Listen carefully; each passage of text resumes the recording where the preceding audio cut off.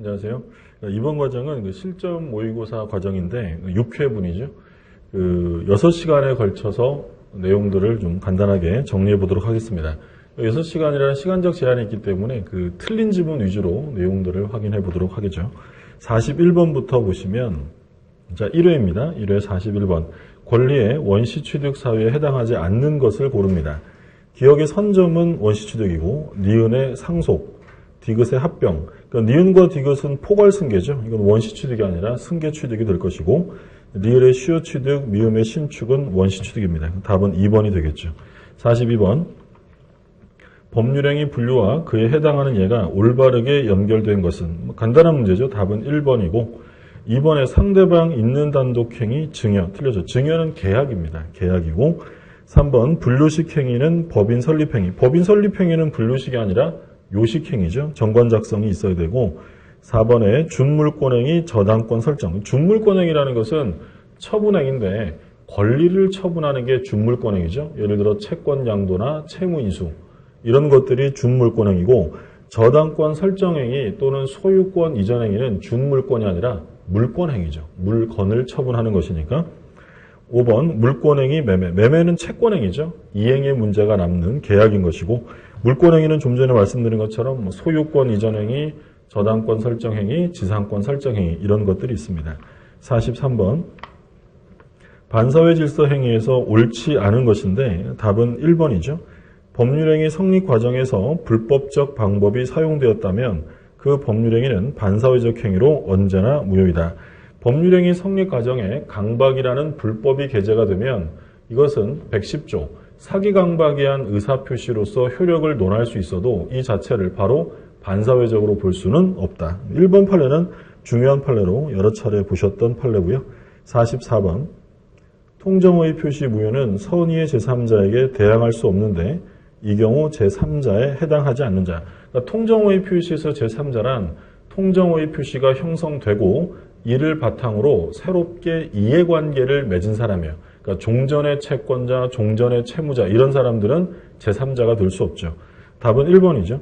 채권의 가장양도에서 채무자는 종전의 채무자인 것이지 가장양도 이후에 새로운 이해관계를 맺은 바가 없는 사람이죠. 나머지는 다 제3자에 해당이 되고요.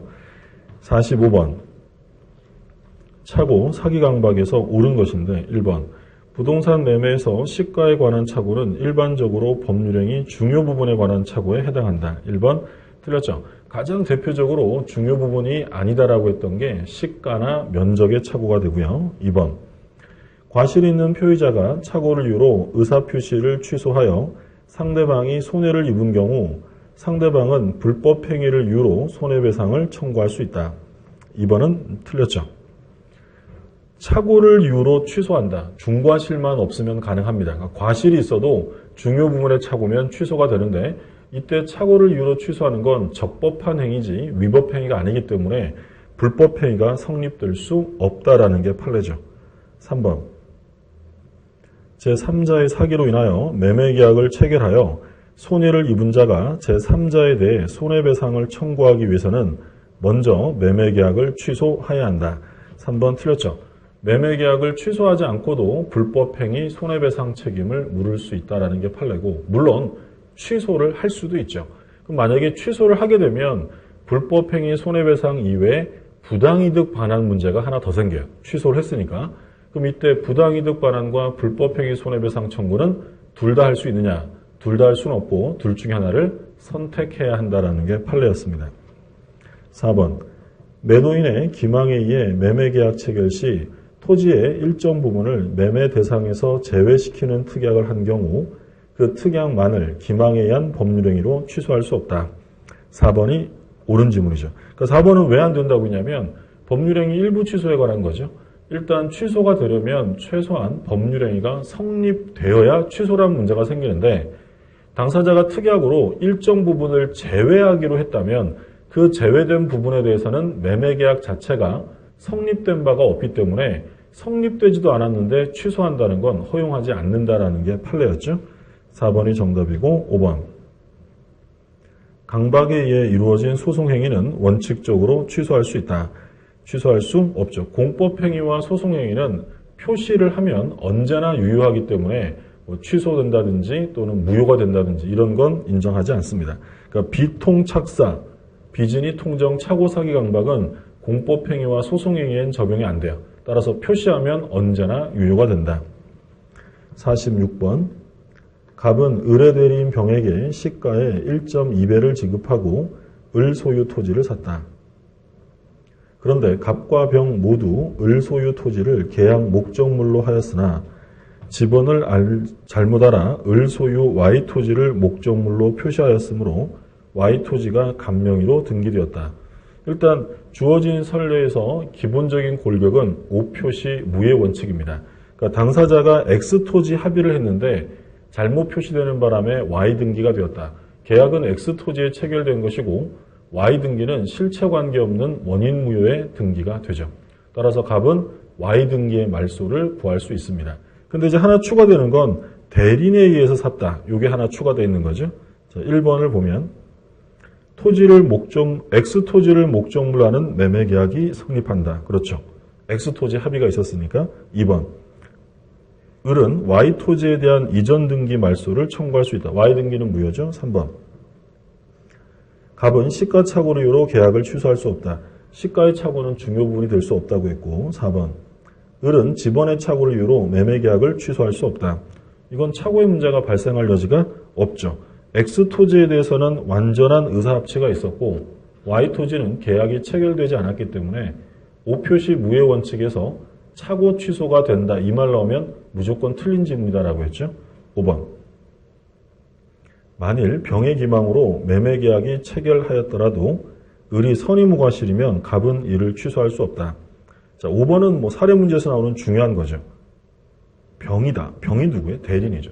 대리인이 사기쳤다면 이건 제3자 사기가 아니죠. 따라서 대리인이 사기 강박을 한 경우에는 본인이 알았거나 알 수 있었을 때 취소가 아니라 언제든지 취소할 수 있다. 5번이 틀렸고요. 47번. 의사표시 효력 발생에 관해 발신주의를 취하는 경우가 아닌 것인데 간단한 내용이죠. 답은 4번.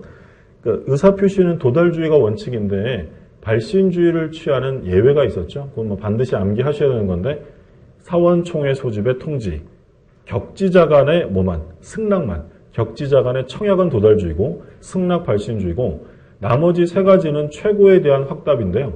어떤 최고 확답이 발신주의냐면 무권대리, 제한능력자, 채무인수 이 세 가지 최고 확답을 빼고 나머지 것들은 일반 원칙인 도달주의가 됩니다. 취소는 도달주의니까 답은 4번이고요. 48번. 대리에서 옳지 않은 것인데 5번을 보시면 대리인이 본인을 위한 것임을 표시하지 않은 경우에는 상대방이 대리인으로서 한 것임을 알 수 있었더라도 본인에 대하여 효력이 발생하지 않는다. 현명을 하지 않았다는 거죠.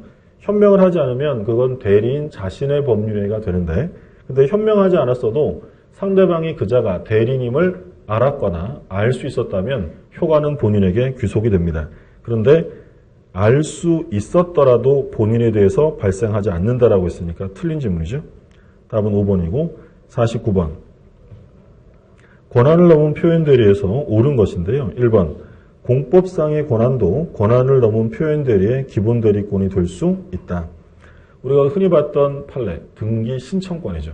등기 신청권의 기본 대리권을 가지고 그 부동산을 처분했다면 기본 대리권이 공법상 행위를 하더라도 월권 대리가 성립한다라고 했고 2번.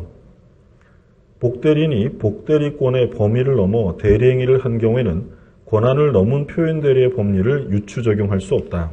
2번 할 수 있죠.